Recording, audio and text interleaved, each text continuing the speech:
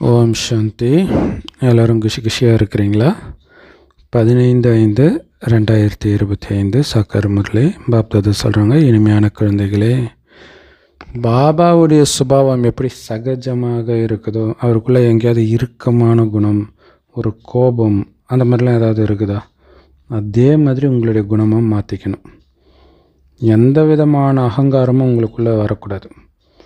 உங்களுடைய புத்தி ஃபுல்லாக ஞானத்தினால நிரம்பி இருக்கணுமே தவிர அகங்காரத்தினால் நிரம்பி இருக்காது. ஞானத்தினால் நிரம்பினா என்ன ஆகிடும்? பணிவாக இருப்போம். ஓம் சாந்தி. கேள்வி: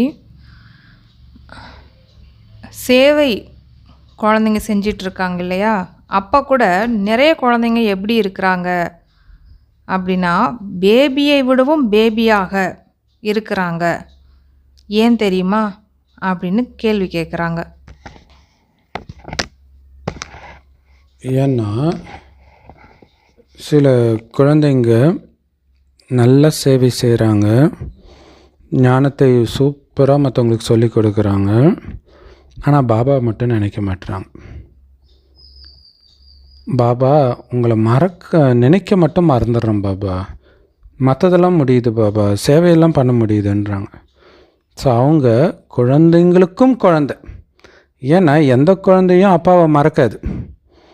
ஆனால் நீங்கள் அப்பாவையே மறக்கிறீங்கன்னா அந்த குழந்தைக்கும் குழந்தையாக இருக்கிறீங்கன்ற, குழந்தைகளை விட குழந்தையாக இருக்கிறீங்கன்ற. டேரெக்டாக சொன்னால் முட்டாளை விட முட்டாளுன்றது டீசெண்டாக சொல்கிறார். இன்னும் குழந்தை கிடையாது நீங்கள் அப்படின்லாம் கூட இந்த அர்த்தத்தில் தான் பாபா சொல்லுவார். உங்களை இளவரசன் இளவரசியை ஆக்கிறவரை மறக்கலாமா? லௌகீகத்தில் கூட ஒரு சின்ன உதவி செய்தவர்களை மறக்க மாட்டாங்க. உங்களை உலகத்துக்கே அதிபதியாக கோபுரத்தில் வைக்கிறார், அவரை மறக்கலாமா? அப்படிப்பட்ட தந்தையை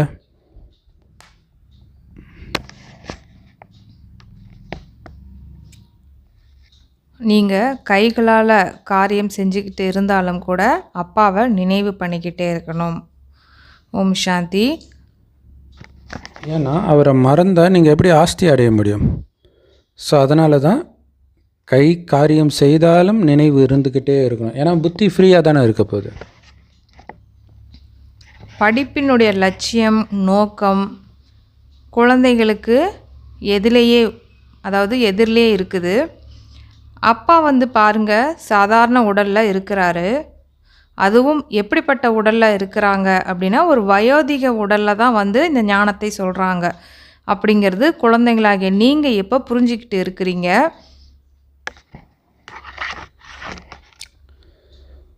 ஸோ சொர்க்கத்தில் வயதானால் கூட நீங்கள் சந்தோஷமாக தான் இருப்பீங்க. ஐயோ வயதாகுதே அப்படின்னு பயப்பட மாட்டீங்க. ஏன்னா மறுபடியும் நீங்கள் குழந்தை ஆக போகிறீங்கன்னு உங்களுக்கு தெரியும். இங்கே மறுஜன்மம் இந்து மதத்தில் சொன்னாலும் கூட இறந்த பிறகு அவர் எங்கே பிறந்திருப்பார்னு யோசிக்கிறோமே தவிர, ஏன்னா இங்கேருந்து இன்னொரு இடத்துல பிறக்க தானே போகிறாருன்னு உயிரோடு இருக்கும்போது நாமளும் யோசிக்கிறதில்ல, அவங்களும் யோசிக்கிறதில்ல. அதுதான் ஆத்ம உணர்வில் இல்லைன்னு அர்த்தம். ஸோ அது நிரந்தரமாக ஞாபகம் வைக்கிறோம், இன்னொரு இடத்துல போய் பிறக்க போகிறோம் அப்படின்னா அதுதான் ஆத்மா. பிறக்க போகிறது ஆத்மா இல்லையா? ஸோ அதனால தான் அவங்க சந்தோஷமாக சொர்க்கத்தில் இருக்கிறாங்க. ஸோ பிரம்ம பாபாவுக்கு கூட அந்த சந்தோஷம்தான். ஏன்னா அவருக்கு தெரியும் இல்லையா, நான் ஸ்ரீகிருஷ்ணராக பிறக்க போகிறேன். ஸோ அப்போ என்ன பிறக்க போகிறோன்றதை இப்போவே நினச்சிட்டு இருக்கணும். நம்மளும் தான் நாராயணன் ஆக போகிறோம் இல்லையா? அவர் மட்டும் நாராயணன்னு பாபா சொல்லலை. ஸோ அதனால் அந்த போதை உங்களுக்கும் இருக்கணும். இன்னும் 10 வருஷத்துக்குள்ளே நான் சொர்க்கத்தில் தேவதையாக பிறக்க போகிறேன், இளவரசனாக பிறக்க போகிறேன்றது சாதாரண விஷயமா? எவ்வளோ சந்தோஷம் இருக்கணும் இல்லையா? ஒரு எல்ஐசி மியூச்சுவல் ஃபண்டு இதிலெல்லாம் போடுறாங்கன்னா அந்த காசு சேர சேர அது எடுக்க போகிற நேரம் நெருங்க உங்களுக்கு சந்தோஷம் வரும். அந்த மாதிரி நீங்கள் இப்போ சேர்த்துக்கிட்டே இருக்கிறீங்க. அப்போ நெருங்க உங்களுக்கு சந்தோஷம் தானே இருக்கணும். இப்போ நம்ம ராஜயோகம் கற்றுக்கிட்டு இருக்கிறோம். சிறிய குழந்தைகளாக இருந்தாலும் சரி, பெரியவங்களாக இருந்தாலும் சரி, எல்லாருமே சரீரத்தை விடுவாங்க. அனைவருக்கான படிப்பும் ஒன்றே ஒன்று தான். நான் இப்போது உங்களுக்கு ராஜயோகம் கற்றுக் கொடுக்குறேன், நீங்கள் ராஜயோகம் கற்றுக்கிட்டு இருக்கிறீங்க இல்லையா? அது மாதிரி பிரம்மபாபாவும் சொல்கிறாரு, நானும் ராஜயோகம் கற்கிறேன் அப்படின்ட்டு பிரம்மபாபாவும் சொல்கிறாங்களாம். பிறகு நாம் போய் இளவரசர் ஆகிவிடுவோம் அப்படின்ட்டு நீங்களும் கூட சொல்கிறீங்க. இப்போ நீங்கள் இளவரசன் இளவரசி ஆகிறதுக்காக இப்போ நீங்கள் படிச்சிட்ருக்கீங்க. அந்துமதி சோகதி, கடைசியில் மனநிலை எவ்வாறு இருக்குதோ அந்த மாதிரியே நம்மளுடைய கதியும் ஆகிவிடும். நாம் ஏழையிலிருந்து இளவரசர் ஆகப் போகிறோம் அப்படிங்கிற நிச்சயம் புத்தியில் இருக்குது இப்போ, இல்லையா? இந்த ஏழை உலகமே முடிய போகுது. அதனால் குழந்தைகளுக்கு மிகுந்த குஷி இருக்கணும். பாபா நேற்று சொல்லியிருந்தாங்க இல்லையா, பழைய வீடு இடிய போகுது அப்படின்னு சொல்லியிருந்தார். பழைய வீட்டிலேருந்து நம்ம புதுசாக ஒரு வீடு கட்டுறோம் அப்படின்னா நமக்கு அந்த புது வீட்டினுடைய ஞாபகம் தான் இருந்துக்கிட்டே இருக்கும். அது மட்டும் இல்லாமல் எப்படா அந்த வீட்டுக்கு போவோம் அப்படிங்கிற ஞாபகம் இருக்கும், குஷியும் இருக்கும். ஸோ இந்த பழைய வீட்டை நினச்சி நம்ம ஒன்றும் வருத்தப்பட்டுக்கிட்டு இருக்க மாட்டோம். ஏன்னா அது இடிந்து நிலையில் தான் இருக்குது. ஸோ அதன் மீது நமக்கு புத்தி போகாது. அந்த மாதிரி இந்த பழைய உலகமும் முடிய போது, புது உலகம் ஆரம்பிக்க போது. ஸோ அங்கே நம்ம இளவரசன் இளவரசியாக பிறக்க போகிறோம் அப்படிங்கிற குஷியில் பிரம்மபாபாவும் இருக்கிறாரு, அதன் கூடவே நாமும் இங்கே இருக்கிறோம்.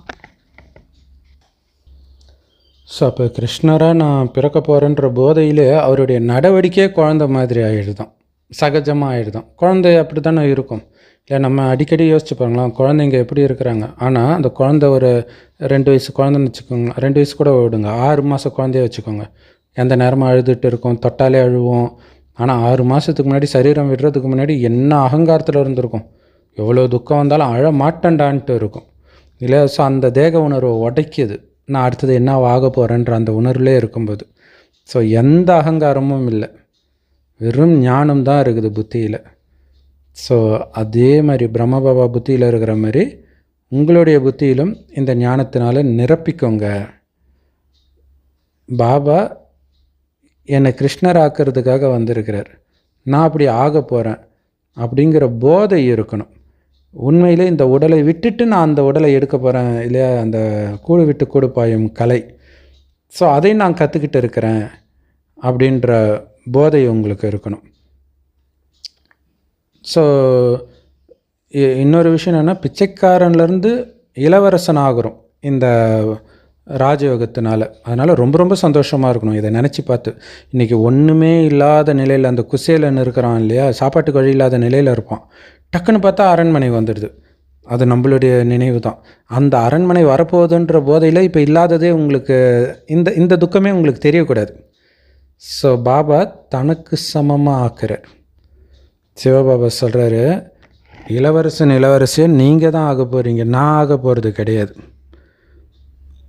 பிரம்மா பாபா தான் சொல்கிறார் நான் ஆக போகிறேன்ட்டு, சிவபாபா சொல்லலை. ஸோ சிவபாபா கிட்ட நாராயணன் ஆகிறதுக்காக நான் இந்த படிப்பை படிக்கிறேன். இதுதான் ராஜயோகம். குழந்தைங்களாம் என்ன சொல்கிறீங்க, நாங்களும் இளவரசன் இளவரசி ஆக போகிறோம் எங்கள் பிரம்மா பாபா மாதிரியே. பாபா சொல்கிறார், கரெக்டாக சொன்னீங்க குழந்தைகளே, உங்களுடைய வாயில் சர்க்கரை வைக்கணும் அப்படின்னு அர்த்தம். அதை நீங்கள் நடைமுறைப்படுத்துங்க. இந்த பரீட்சையே இளவரசன் இளவரசி ஆகிறதுக்கான பரீட்சை. அதுக்கான ஞானம் ரொம்ப ஈஸியானது. ஆனால் அந்த ஞானத்தை தாரணை பண்ணி, அந்த ஞானம் உங்களுக்குள்ளே தாரணை ஆயிடுச்சான்னு செக் பண்ணுறதுக்கு தான் பரீட்சை. மாயா வர்றதெல்லாம் இந்த ஞானம் உங்களுக்குள்ளே தாரணை ஆகிருக்குதான்னு செக் பண்ணுறதுக்கு. அல்லது சும்மா படித்து மட்டும் விட்டுட்டிங்களா, அந்த நேரம் எதுவுமே ஞாபகம் வரலையா, அல்லது அந்த நேரம் ஞாபகம் வந்தால் கூட அப்ளை பண்ணுறதுக்கு தைரியம் இல்லையா, இவ்வளவும் இருக்குது. இது ஒன்றுத்துக்கும் ஏற்ற மாதிரி தான் மார்க்கு. ஸோ ஒரு வினாடியும் டெஸ்ட் பேப்பர், ஒவ்வொரு அடியிலையும் டெஸ்ட் பேப்பர்ன்றது ஞாபகம் வச்சுக்கிட்டே இருக்கணும். ஞானம் ஈஸி, ஆனால் இதை ஞாபகம் வச்சுக்கிறதும் அது உங்களுடைய குணமாக ரத்தத்தில் ஊறிடணும். அதுக்கு நீங்கள் அப்பாவையும் ஆஸ்தியும் சதா நினைவு பண்ணிக்கிட்டே இருங்க. இதில் தான் முயற்சி தேவைப்படுது. இந்த நினைவில் இருந்தீங்க அப்படின்னா பிறகு அந்த மாதிரி சோகதி, கடைசியில் புத்தி எவ்வாறு இருக்குதோ அவ்வாறான கதியே ஆகிவிடும். சந்நியாசிகள் என்ன பண்ணுறாங்க, உதாரணம் தர்றாங்க.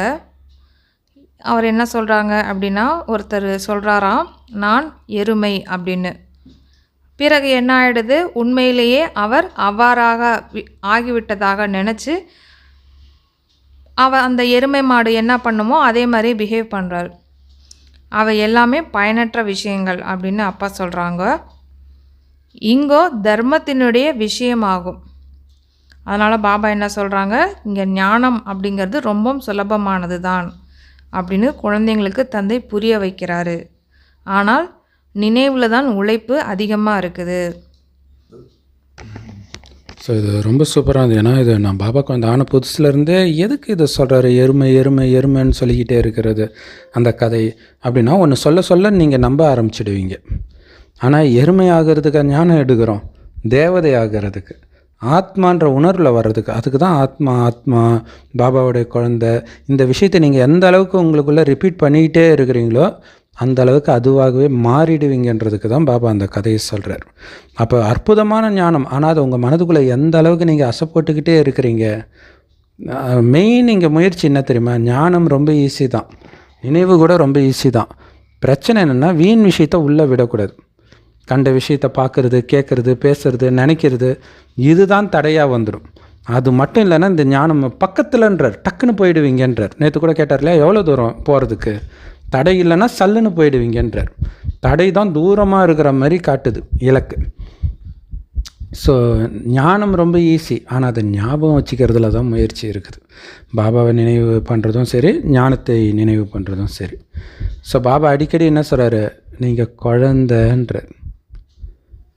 பிறகு குழந்தைங்க என்ன பாபா என்னை பார்த்தா குழந்த மாதிரியா தெரியுதுன்னு கேட்குறாங்க.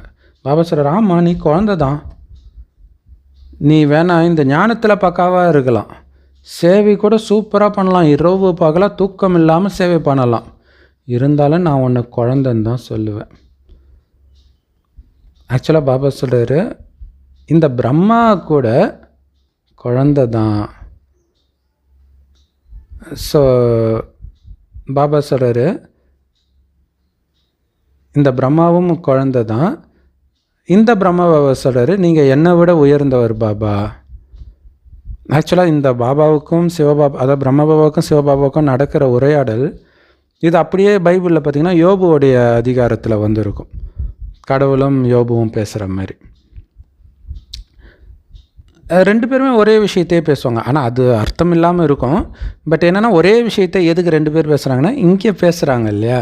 பாபா சொல்கிறார் நீ குழந்தை, பாபா சொல்கிறார் ஆமாம் பாபா நீ என்னை விட பெரியவன், அப்போ நான் உனக்கு குழந்தை தானே அப்படி சொல்கிறார். ஸோ இன்னொரு அர்த்தம் ஏற்கனவே கேள்வி பதிலில் படித்த மாதிரி அப்பாவை கூட ஞாபகம் வச்சுக்கலையா, அப்போ நீங்கள் குழந்தையை விட குழந்தை அப்படி அந்த அர்த்தத்தில் சொல்கிறாரு. ஒரு தாத்தா வராருன்னு வச்சுக்கோங்களேன். அப்போ பிரம்மா பாபா உடம்புல சிவபாபா வந்த புதுசில் ஒரு தாத்தாவோ பாட்டியோ வரும்போது குழந்தைன்னு பிரம்மா பாபா சொல்லும்போது அவங்களுக்கு எப்படி இருக்கும், என்னாடாது இவ்வளோ நாள் மரியாதையை பேசி திடீர்னு குழந்தைன்றாருன்னு தோணும் இல்லையா. ஸோ அதான் சொல்கிறார், நீங்கள் குழந்தை தான், பிரம்மா பாபாவும் எனக்கு குழந்தை தான். ஸோ பிரம்மா பாபாவும் சொல்கிறார் நீங்கள் என்னை விட உயர்ந்தவர். பிரம்மா பாபாவுக்கு நிறைய கடமைகள் இருக்குது. நிறைய கடமைகள் இருக்கிறவங்களுக்கு, பொறுப்பு இருக்கிறவங்களுக்கு தான் நிறைய விஷயத்தை பற்றி சிந்தனை இருக்கும். அதை எதுக்கு சொல்கிறாருன்னா, இப்போ உங்களுக்கு அந்த அளவு பொறுப்பு இல்லைன்னா ஈஸியாக பாபாவை நினைக்கலாம் இல்லையா. ஸோ அதை சொல்கிறதுக்கு தான் வழக்கமாக சொல்லுவார். ஸோ பாபாவுக்கு வந்து நிறைய செய்திகள் வருது, பிரம்மா பாபாவுக்கு எவ்வளோ பொறுப்பு இருக்குது அப்படின்ட்டு. ஸோ நிறைய கடமை இருக்கிறதுனால தான் அதிகாலையிலேயே எழுந்திரிச்சு அவர் நினைவில் இருக்கிறார்.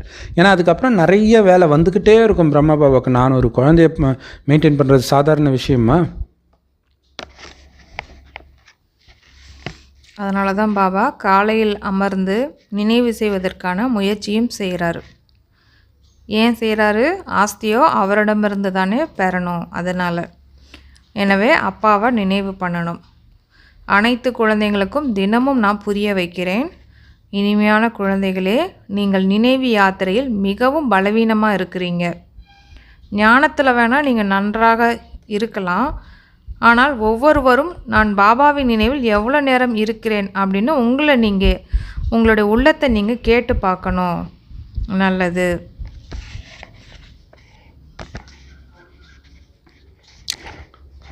ஸோ இதுதான் முக்கியமான விஷயமே இல்லையா. திரும்ப திரும்ப திரும்ப நான் எந்தளவுக்கு சதப்பிரதானமாயிட்டேன், எந்தளவுக்கு நினைவில் இருக்கிறேன் அப்படின்னு அங்கே கேட்டு கேட்டு கேட்டு கேட்டு கேட்டு உங்களுக்கு இதில் திருப்தியே ஆகக்கூடாது. ஒரு நிமிஷம் நினைக்கலன்னா கூட ஏன் அந்த ஒரு நிமிஷம் நினைக்கல இல்லை ரொம்ப நல்லா படிக்கிற குழந்தைங்க 1 மார்க் குறைஞ்சதை கூட ரொம்ப ஃபீல் பண்ணிவிட்டு சாப்பிடாமலாம் இருப்பாங்க. 1 மார்க்கில் செகண்ட் மார்க் வந்துட்டேன்ட்டு எங்கள் கூட படித்த ஒரு சகோதரி அப்படி சாப்பிடாமலே இருந்தாங்க நைட்டெல்லாம். அது ஒன்றுத்துக்கும் உதவாத சுண்டல் கூட கிடைக்காது அந்த படிப்பில். ஆனால் இங்கே உலக ராஜ்யமே கிடைக்குதுன்னா நாம் எவ்வளோ கவனம் கொடுக்கணும்.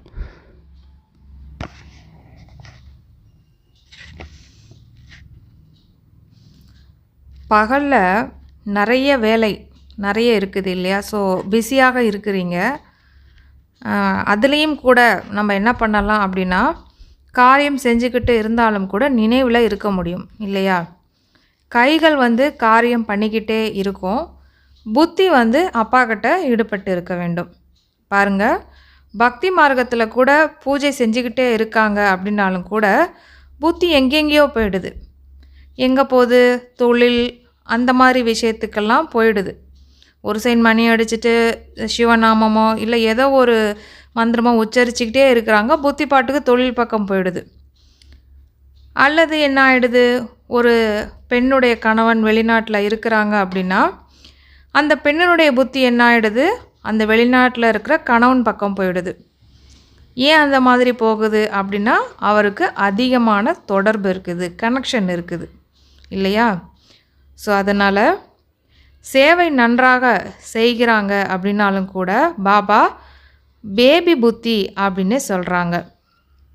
ஏன்னா நாம் பாபாவோட நினைவை மறந்துடுறோம் அப்படின்ட்டு நிறைய குழந்தைங்கள் பாபாவுக்கு லெட்டர் எழுதுகிறாங்களாம்.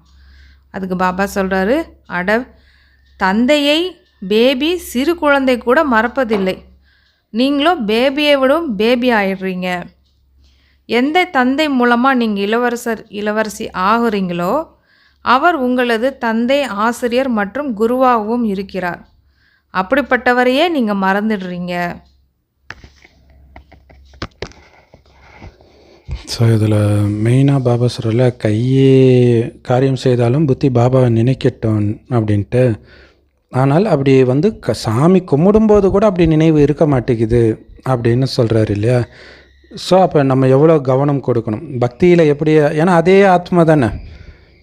அதே மாதிரி கணவனுக்கு நிறைய வேலை இருக்குது, அவனுடைய புத்தி வெளில போகுது. அப்போ மனைவி ஃப்ரீயாக நினைக்கலான்னு பாபா சொல்லுவார் நிறைய முரளியில். ஆனால் இவளுடைய புத்தி கணவன்கிட்ட போகுது, வெளிநாட்டில் இருக்கிற கணவன்கிட்ட போகுது. ஸோ இப்படி இங்கே கடவுள் வந்திருக்கிறேன், ஆனால் வேலையையும் கணவனையும் மனைவி குழந்த இந்த மாதிரி விஷயத்தையே நினச்சிட்டு இருக்கிறீங்களே. ஒரு குழந்தை கூட அப்பாவை மறக்காது, நீங்கள் மறக்கிறீங்களே அப்படின்னு கேட்குறார். அதுவும் இவர் வெறும் அப்பாவாக மட்டும் இல்லை இல்லையா? அப்பா, டீச்சர், குரு 3 ரூபத்தில் இருக்கிறார். 3 ரூபத்தையும் மொத்தமாக சேர்த்து நம்ம மறந்துடுறோம். பாபா எந்த குழந்தை தன்னுடைய முழு சார்ட்டை பாபாவுக்கு அனுப்புகிறாங்களோ அந்த குழந்தைக்கு தான் இந்த அட்வைஸ் பண்ணுறேன். அப்படின்னு அர்த்தம், என் பேச்சை யார் கேட்குறாங்களோ அவங்களுக்கு தான் நான் இந்த அட்வைஸை பண்ணுறேன்ற. ஸோ அதனால் பாபா கிட்ட நீங்கள் லெட்டர் எழுதணும். பாபா, நான் இவ்வளோ நேரம் நினைக்கிறேன், இப்போல்லாம் நினைக்கிறேன் அப்படின்ட்டு. எந்தெந்த நேரம் நினைக்கிறீங்க, எவ்வளோ நேரம் நினைக்கிறீங்கன்றதெல்லாம் பாபாவுக்கு லெட்டர் எழுதணும். பாபா சொல்கிறத அப்படியே கண்ணை மூடிட்டு செய்யணும். என்ன இதெல்லாம் போய் சொல்லணுமா? கடவுளுக்கு தெரியாதா நான் நினைக்கிறேனா இல்லையான்னு? நீ எழுதுன்றார். தெரியுமா தெரியாதான்றது நமக்கு தேவையில்லாத வேலை. பாபா சொன்னால் கண்ணை மூடிட்டு ஃபாலோ பண்ணணும். அப்படி நீ பண்ணுற, பாபா சொல்கிறத கேட்குறேன்னா தான் உனக்கு பாபா அட்வைஸே பண்ணுவார். கேட்காத குழந்தைக்கு அட்வைஸ் பண்ணுவார். ஸோ என்ன சேவை செய்கிறியோ அதற்கேற்ப பாபா புரிஞ்சுக்குவார். நினைவு செய்கிறதுக்கு உனக்கு எவ்வளோ ஃப்ரீ டைம் கிடைக்கும் அப்படின்றத பாபா புரிஞ்சுக்குவார். ஸோ அப்போ அதுக்கேற்ப ஆலோசனை கொடுப்பார். ஸோ உதாரணத்துக்கு கவர்மெண்ட் ஜாப் செய்கிறவங்களுக்கு அதிக ஃப்ரீ டைம் கிடைக்கும்ன்றார் இல்லையா? எப்படி சொல்கிறாரு பார்த்தீங்களா? ப்ரைவேட்டில் அப்படி கிடையாது இல்லையா? புழிஞ்சு எடுத்துருவாங்க. கவர்மெண்ட் ஜாபில் நிறைய ஃப்ரீ டைம் கிடைக்கும்ன்றார். அப்போவே பாபா சொல்லியிருக்கார். ஸோ அப்போ எப்போல்லாம் வேலை பளு குறையுதோ டக்குன்னு பாபாவை நினைக்க ஆரம்பிச்சிடுங்கன்றார். நடந்தாலும் போனாலும் வந்தாலும் தந்தையினுடைய நினைவு இருக்கட்டும். பாபாவும் நேரம் கொடுக்குறாரு இல்லையா? நல்லது. இரவு 9 மணிக்கு தூங்க போயிடுங்க. பிறகு 2-3 மணிக்கு எல்லாம் எழுந்திருச்சு நினைவு செய்ய ஆரம்பிச்சிடுங்க. இங்கே அமர்ந்து விடுங்கள். ஆனால் இது கூட உட்காருவதற்கான பழக்கம், அதாவது பாபா ஏற்படுத்துவது கிடையாது. அதாவது உட்காந்து யோகா பண்ணுறதை பற்றி பாபா சொல்கிறாருன்னு நினைக்கிறேன். அதான் உட்காந்து தான் யோகா பண்ணுன்ற பழக்கம், உட்காந்து தான் யோகா பண்ணுன்ற பழக்கத்தை உருவாக்க பாபா விரும்பலை. ஆனால் நீங்கள் நினைக்கணும்ல, அதுக்காக அப்படி சொல்கிறாரே தவிர எப்போ வேணாலும் நினைவு பண்ணுறது தான் நினைவு. உட்காந்து பண்ணுறது ஹடயோகம். இங்கோ குழந்தைங்களுக்கு நிறைய நிறம் கிடைக்கிது. அதாவது மதுபனில் இருக்கிறவங்களுக்கு பாபா சொல்கிறாரு, முன்பெல்லாம் நீங்கள் என்ன பண்ணீங்க, தனிமையில் மலைகள் மீது போய் அமர்ந்து கொண்டிருந்தீர்கள். தந்தையை அவசியம் நினைவு செய்யணும் இல்லையா? அப்படி இல்லை அப்படின்னா எப்படி பாவம் அழியும்? தந்தையை நினைவு செய்ய முடியல அப்படின்னா பேபியை விடவும் பேபி ஆகிடுறீங்க அப்படின்னு தானே அர்த்தம். எல்லாமே நினைவை பொறுத்து தான் இருக்குது. ஸோ ஆக்சுவலாக பாபா சொல்லியிருக்கிறார், அமிர்தவல்ல தூக்கம் வந்துச்சுன்னா நடந்து போங்கன்றார். மொட்டை மாடியில் நடங்க, இல்லை வாக்கிங் போங்க. ஸோ உட்காந்துட்டு தான் நினைவு பண்ணணுன்றது கிடையாது ராஜயோகம். இல்லையா? இது 24 மணி நேரம் நினைவு. காலையில் சாயங்கால நேரம்லாம் நீங்கள் வாக்கிங் போகும்போது நினைக்க சூப்பராக இருக்கும். உட்காரும்போது உங்களுடைய மைண்டு எங்கெங்கேயோ போயிடும். இல்லாட்டினா பாட்டு போட்டு நினைவு பண்ணுற மாதிரி ஆகிடும். ஆனால் நீங்கள் நடக்கும்போது நீங்கள் பாட்டெல்லாம் போட மாட்டீங்க, தானாகவே நினைவு இருக்கும். அதேமாதிரி பஸ்ஸில் ட்ராவல் பண்ணும்போதும் சூப்பராக நினைவு வரும். ஸோ அதை தான் பாபா சொல்கிறார். ஆரம்பத்தில் அந்த மாதிரி மலை மேலெல்லாம் பாபா நடக்க வைப்பாராம். ஃபரிஸ்தாவாக நினச்சிட்டு நடங்கன்னு வரோம். கீழே கிராமத்து மக்கள் பார்த்துட்டு ஏதோ ஒரு தேவதை பறக்கிற மாதிரியே இருக்குதுன்னெலாம் சொல்லுவாங்களாம். ஸோ கண்டிப்பாக நீங்கள் பாபாவை நினைக்கணும். எப்படியோ நினைங்க. அது இன்னொரு முறையில் சொல்லுவார், பெண்கள் அந்த காலத்துலலாம் புடவையை முடிச்சு போடுவாங்க, முந்தானையை. ஏதோ ஒன்று ஞாபகம் வச்சுக்கணுன்னா அந்த முடிச்சை பார்த்தோன்னே அது ஞாபகம் வரும். அந்த மாதிரி ஒரு 3 விஷயம்னா 3 முடிச்சு போட்டு வச்சுக்குவாங்க. ஸோ அப்படி கூட பண்ணுங்கன்றார் பாபா. எதையுமே ஒருவேளை பக்தி மார்க்கத்தில் இந்த ருத்ராட்சம் கொட்டை உருட்டுவாங்க இல்லையா, ருத்ராட்ச மாலை, அதை கூட பண்ணலாம், தப்பு கிடையாது. மொத்தத்தில் நினைவு இருக்கணும், அவ்வளோதான். ஒரு சிலருக்கு அமைதியாக உட்காந்தாலே படிப்பாங்க, ஒரு சில குழந்தைங்களுக்கு சத்தம் போட்டு படித்தா தான் ஏறும். அப்படி நமக்கு ஏதோ மொத்தத்தில் நீங்கள் நினைக்கணும், அதுதான் மெயின். இல்லாட்டினா பாவம் எப்படி அழியும்? உங்களால் அப்பாவை நினைக்க முடியலன்னா குழந்தைய விட குழந்தைத்தனமாக இருக்கிறீங்கன்னு அர்த்தம். பதித்த பாவனை தந்தையை நினைவு செய்கிறதுல தான் ரொம்ப முயற்சி இருக்குது. ஞானமும் ரொம்ப சுலபமானது தான். யார் முந்தைய கல்பத்தில் வந்திருந்தாங்களோ அவங்க தான் இதை புரிஞ்சிக்கவும் செய்கிறாங்க அப்படிங்கிறது குழந்தைங்களாகி நீங்களும் புரிஞ்சுக்கிறீங்க. குழந்தைங்களுக்கு டைரக்ஷன் கிடைச்சிக்கிட்டே இருக்குது. நாம் இப்போ தமோ பிரதான நிலையிலிருந்து எப்படி சதோ பிரதானமாக ஆகலாம் அப்படிங்கிறதுக்கான முயற்சி தான் இப்போ நம்ம செய்யணும் இல்லையா? ஏன்னா இப்போ நம்ம தமோ பிரதானமாக இருக்கிறோம். ஸோ சதோ பிரதானமாக ஆகிறதுக்கு என்னென்னாலும் பண்ணலாம் அப்படிங்கிற முயற்சி இப்போ நம்ம செய்யணும். அப்பாவோட நினைவை தவிர வேறு எந்த ஒரு வழியும் இல்லை நம்மளுடைய பாவங்கள் விநாசம் ஆவதற்கு. இதுதான் முக்கியமான விஷயம். நினைக்கும் பொழுதுலாம் நான் சதோபிராதனம் ஆகிறதுக்கு இது மட்டும்தான் வழி, தூய்மை ஆகிறதுக்கு இது மட்டும்தான் வழி, தேவதை ஆகிறதுக்கு இது மட்டும்தான் வழி, இந்த துக்கத்துலேருந்துலாம் தப்பிக்கிறதுக்கு இது மட்டும்தான் வழி, இப்படின்ற நினைவோடு இல்லையா? குழந்தை படிக்கும்போது ஐயோ இப்போ கண்ணும் தூக்கம் வருதுன்னு தூங்கிட்டேன்னா முடிஞ்சு போச்சு, வாழ்க்கையே போச்சு அப்படின்லாம் பப்ளிக் எக்ஸாம் அப்போ நினைப்பாங்க இல்லையா? அதை விட இது ரொம்ப முக்கியமானது. ஸோ ரொம்ப ரொம்ப கவனம் இருக்கணும். ஏன்னா எல்லாமே நினைவின் ஆதாரத்தில் தான் இருக்குது. ஸோ பாபா கிட்டே நீங்கள் சொல்லலாம், பாபா இது என்னுடைய வேலை அல்லது பிஸ்னஸ்ஸு, அதனால் என்னால் உங்களை நினைக்க முடியல பாபா, அந்த மாதிரி ஒர்க் இருக்குது அப்படின்னா பாபா உடனே அட்வைஸ் பண்ணுவார், அந்த பிஸ்னஸை தூக்கி கடாசு, அந்த வேலையை விட்டுடு அப்படின்னுவார். அந்த மாதிரி வேலையாக இருந்தால். இல்லாட்டின்னா அதில் என்னென்ன பண்ணணும்னு மாறுதல் சொல்லுவார் இல்லையா? இப்போ பணம்னு போய்கிட்டே இருக்குதுன்னு வச்சுக்கோங்களேன், அதிலே போகும் உங்கள் புத்தி. அது ஷேர் மார்க்கெட்டு அந்த மாதிரி விஷயங்கள், அது உங்களுக்கு பயங்கரமான பாதிப்பை ஏற்படுத்தும். காசு ஏறினாலும் அந்த சந்தோஷத்திலே வேறு எந்த நினைவும் வராது, இறங்கினாலும் துக்கத்தில் இருப்பீங்க.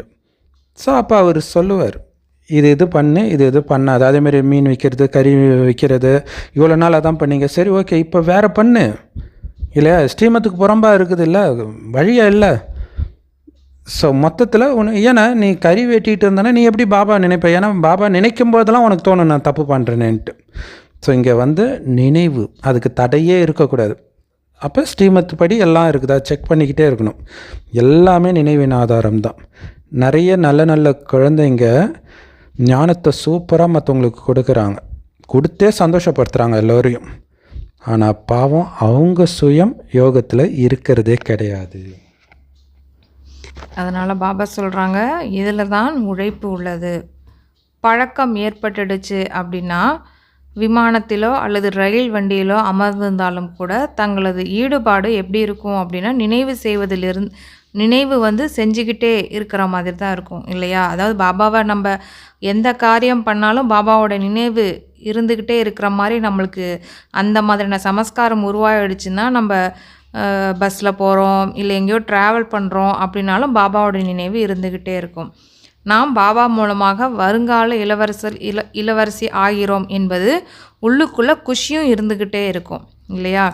அதிகாலை எழுந்து இதுபோல் தந்தை நினைவில் அமர்ந்து விடுங்கள், பிறகு களைத்து விடுகிறீர்களா? நல்லது, நினைவிலே படுத்துக்கொள்ளுங்கள் அப்படின்னு அப்பா சொல்கிறாங்க. இந்த மாதிரி நிறைய யுக்திகளை எல்லாம் அப்பா வந்து நமக்கு சொல்லிக்கிட்டே இருக்கிறாங்க. நடந்தாலும் சென்றாலும் நினைவு செய்ய முடியவில்லை என்றால் பின் பாபா என்ன தெரியுமா கூறுவார்? நல்லது, இரவில் தியானத்தில் அமருங்க அப்படின்னு பாபா அட்வைஸ் பண்ணுறாங்க. அப்பொழுது உங்களுக்கு கொஞ்சம் சேமிப்பும் ஆகிவிடும். அதனால்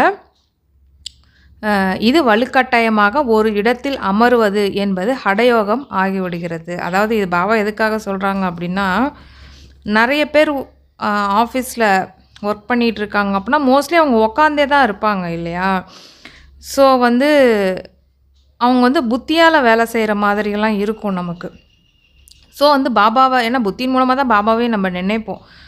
ஸோ கொஞ்சம் கொஞ்சம் நம்ம கேப் கிடைக்கும் போதெல்லாம் பாபாவை நினைக்கிறதுக்கு நிறைய யுக்திகளை வந்து நம்மளும் வந்து எடுத்துக்கணும். நம்ம தான் அந்த யுக்தியை உருவாக்கணும். பாபாவும் நிறைய அட்வைஸ் பாருங்கள், இந்த முறையில் நிறைய யுக்திகள்லாம் நமக்கு கொடுங்குறாரு. சரி காலைல பண்ண முடியலையா, சரி நைட்டு பண்ணுங்கள். சரி நைட்டு பண்ண முடியலையா, சரி காலையில் பண்ணுங்கள். சரி ஃப்ரீ டைம் இருக்குதா, அப்போ நினைவு பண்ணுங்கள். இந்த மாதிரி நிறைய யுக்திகளே நம்மளுக்கு கொடுக்குறாரு.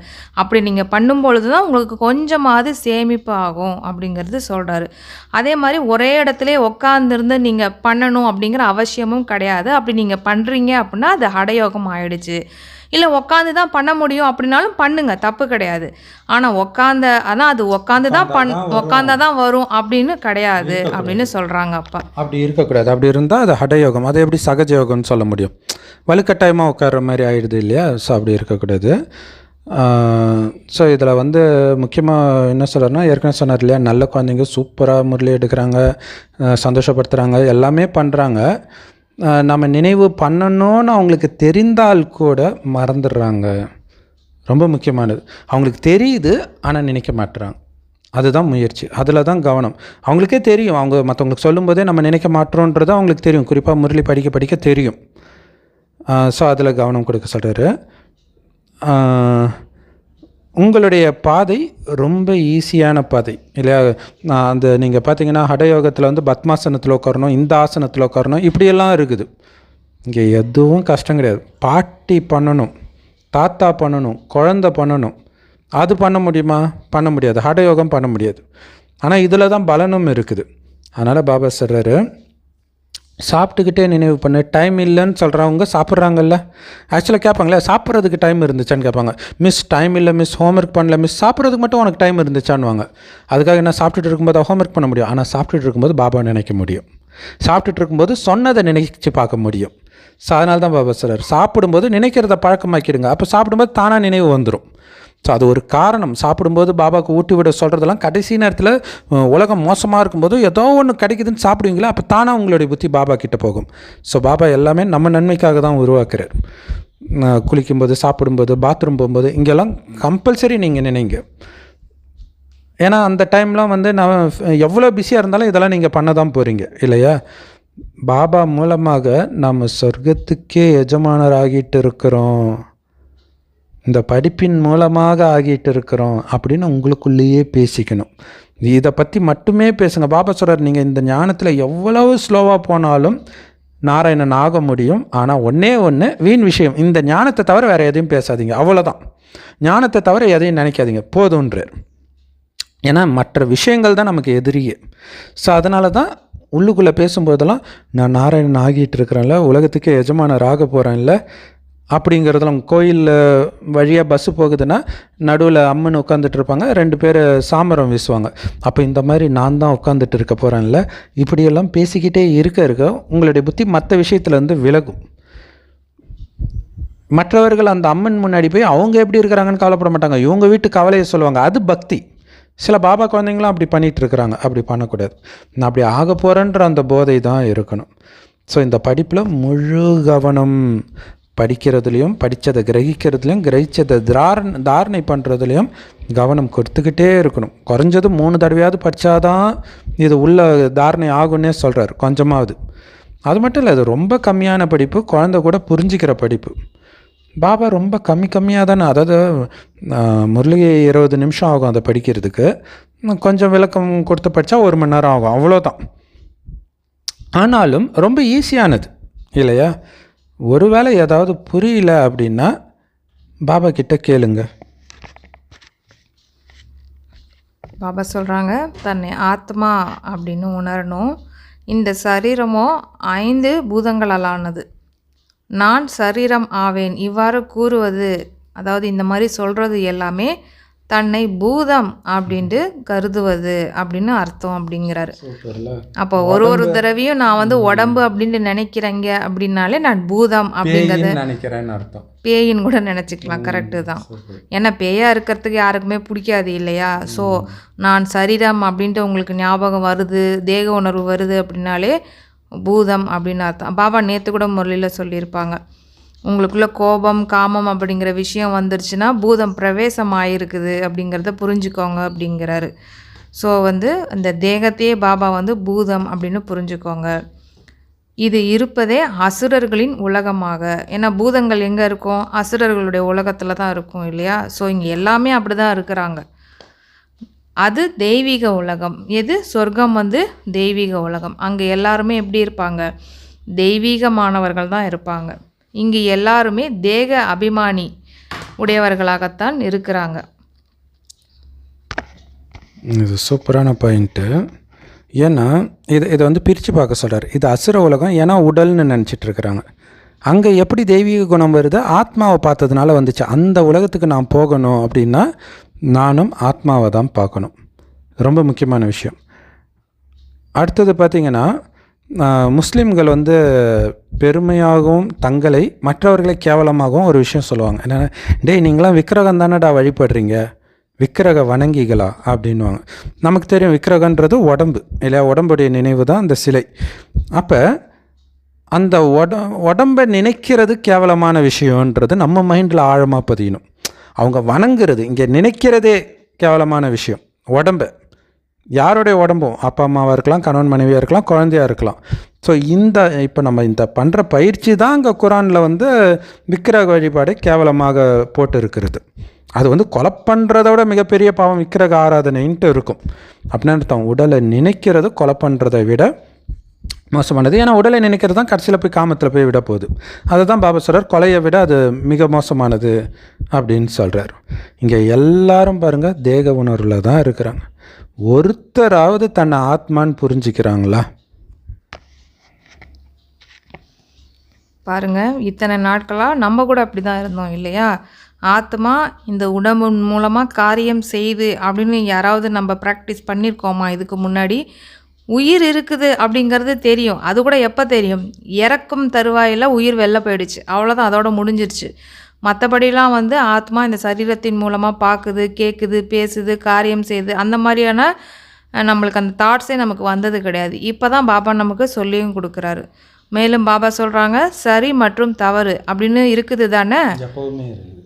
பாபா சொல்கிறாங்க, நான் ஆத்மா அழியாதவன் அப்படின்னு உணர்ந்து இருந்தால் அது சரி. அதே மாதிரி தன்னை அழியக்கூடிய சரீரம் அப்படின்னு நினைக்கிறது தவறு ஆயிடுது, தவறான புரிதல். அதனால் தேக அகங்காரம் அப்படிங்கிறது மிகப்பெரியது. இது ரொம்ப உங்களுக்கு அழிவை தரக்கூடியது. இப்பொழுது தேகத்தை மறந்துடுங்க. ஏன்னா அது உண்மை இல்லை இல்லையா? அது தவறான ஒரு விஷயம். உண்மை எது? ஆத்மா தான். அதுதான் அழியாமல் இருக்குது. இந்த தேகம் வந்து மறைஞ்சு மறைஞ்சு போய்கிட்டே தான் இருக்குது. அழியக்கூடிய ஒரு விஷயம், அழியக்கூடிய விஷயம் அது வந்து உண்மையாக இருக்காது. ஆத்ம உணர்வுடையவராக ஆகுங்கள் அப்படின்ட்டு அப்பா நமக்கு சொல்கிறாங்க. இதில் தான் உழைப்பே இருக்குது.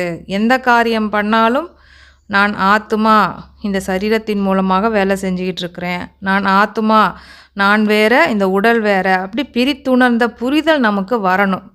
அப்படி அந்த அந்த அந்த பிரித்து அறிந்து பார்க்கக்கூடிய அந்த புரிதல் வந்து நம்மளுக்கு நாள் முழுக்கும் தொடருதா அப்படிங்கிறதையும் பார்க்கணும். எத்தனை நேரத்துக்கு நான் ஆத்மா இந்த உடல் மூலமாக காரியம் செய்கிறேங்கிறது ஞாபகம் வருது, இல்லை உடம்பு தான் இந்த காரியம் செய்யுது அப்படிங்கிறது ஞாபகம் வருது. அதையுமே நம்ம சார்ட்டில் குறித்து வைக்கலாம். அப்போ தான் புரியும் நம்ம ஆத்ம உணர்வில் எவ்வளோ நேரம் இருந்திருக்கிறோம், சரீர உணர்வில் எவ்வளோ நேரம் இருந்திருக்கிறோம் அப்படின்ட்டு. ஏன்னா நீங்கள் உடலை பார்த்தாலே தவறாக புரிஞ்சுக்கிறீங்கன்னு அர்த்தம்ட்டார். சமசூப்பர் இல்லை. இப்போ மேக்கப் போட்டு ஒருத்தவங்க வரவங்கள பார்த்து மயங்குறாங்கன்னா அது மேக்கப் கலைஞ்ச உடனே நம்ம ஏமாந்துடும். அந்த மாதிரி தான் உடலை பார்த்து மயங்கிறதும் கூட இல்லையா? உறவுகளே உடலை பார்த்து தான் நம்ம எடுத்துகிட்டு வரோம். ஸோ அது தவறான புரிதல், அதை ஞாபகம் வச்சுக்கோங்க. அடுத்தது பார்த்திங்கன்னா மோசமான அகங்காரம் உடலின் அகங்காரன்றார். ராவணனை எரிக்கிறாங்களே பெருசாக செஞ்சு, அப்போ அந்த உடலின் அகங்காரம், அதனால தான் உடலை பெருசாக காட்டுறாங்க. இப்போ அதை மறந்துடுங்க. இல்லை நான் அவ்வளோ பெரிய உடம்பில் ஒரு சின்ன புள்ளின்னு நினச்சாலே அகங்காரம் போயிடும். ஜென்ரலாக உடம்புனால தானே அகங்காரத்தில் ஆடுவாங்க. உடம்பு வரல, கை கால் வரலனாலே அகங்காரம் காணாமல் போயிடும் இல்லையா? அப்போ எனக்கு உடம்பே இல்லைன்னா எப்படி அகங்காரம் வரும்? என்னுடைய பலம் உடலின் பலம் கிடையாது, ஆத்மாவின் பலம். அப்போ ஆத்மாவுடைய பலம் எப்படி? ஆத்மாவுடைய குணத்தை வெளிப்படுத்தும் போது தான் ஆத்மாவின் பலம், அன்பு, அமைதி, ஆனந்தம். அந்த உடலை நினைக்கும் போது நான் யார் தெரியுமா, அப்போ அகங்காரம் தானாக வந்துடும் பேச்சில். இதில் கவனம் கொடுக்கணும். இப்போ உங்கள் குழந்தைங்க கிட்ட பேசும்போது நீங்கள் அதிகாரம் பண்ணுறீங்கனாலே அது குழந்தை நான் பெரியவன், அண்ணன் அல்லது அப்பா அப்படி புரிஞ்சுக்கிறதுனால தான் வருது. அது ஒரு ஆத்மா, நானும் ஒரு ஆத்மானும் போது தானாகவே அந்த அகங்காரம் போயிடும். ஸோ அதில் கவனம் கொடுக்கணும். அது வந்து குறிப்பாக வெளிநாடுகளில் அது ஃபாலோ பண்ணுறாங்க. வெளிநாட்டில் வந்து அந்த குழந்தைன்ட்டு அதிகாரம் பண்ண மாட்டாங்க. ஆக்சுவலாக அவங்க விலங்குகள் கிட்ட கூட அதிகாரம் பண்ண மாட்டாங்க. ஒரு வீடியோ பார்க்குறேன், ஒரு கிளி கூட அது கொஞ்சம் கத்துது. அந்த கிளி முதல்ல இந்த ஓனரை பிடிச்சி அரெஸ்ட் பண்ணணும், அந்த கிளியை டார்ச்சர் பண்ணுறாங்க அப்படின்னு சொல்கிறாங்க. ஸோ அவங்க அந்தளவுக்கு எல்லாத்தின் மீதும் ஒரு மரியாதை வைக்கிறாங்க.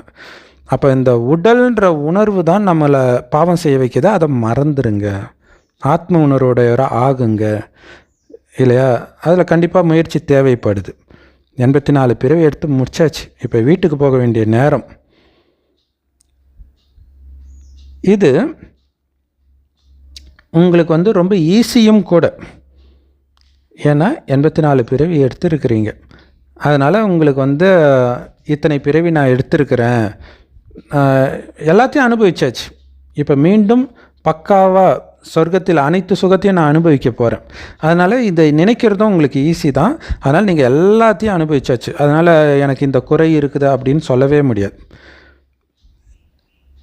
சூரிய வம்சத்தின் தேவதைகள் 84 பிறவிகள் எடுக்கிறாங்க அப்படின்னு நீங்கள் கரெக்டாக எழுதணும்.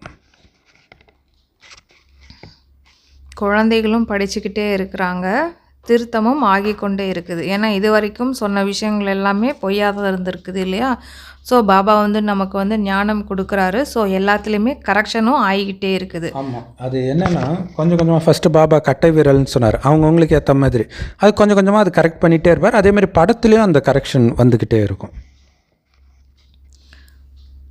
லௌகீக படிப்பில் கூட வரிசை கிரமம் இருக்குது இல்லையா? அந்த மாதிரி அது மட்டும் இல்லாமல் குறைவாக படிச்சிங்க அப்படின்னா ஊதியம் கூட குறைவாகத்தான் கிடைக்கும். இதில் ஒரு ப்ரோக்ராம் ஒன்று, ஆக்சுவலி வந்து அது என்ன ப்ரோக்ராம்னு தெரியல. ஸோ நிறைய பேர்த்துக்கிட்ட கொஸ்டின் கேட்குறாங்க. அப்போ ஒரு பிரதர் வந்து பேசுகிறாங்க.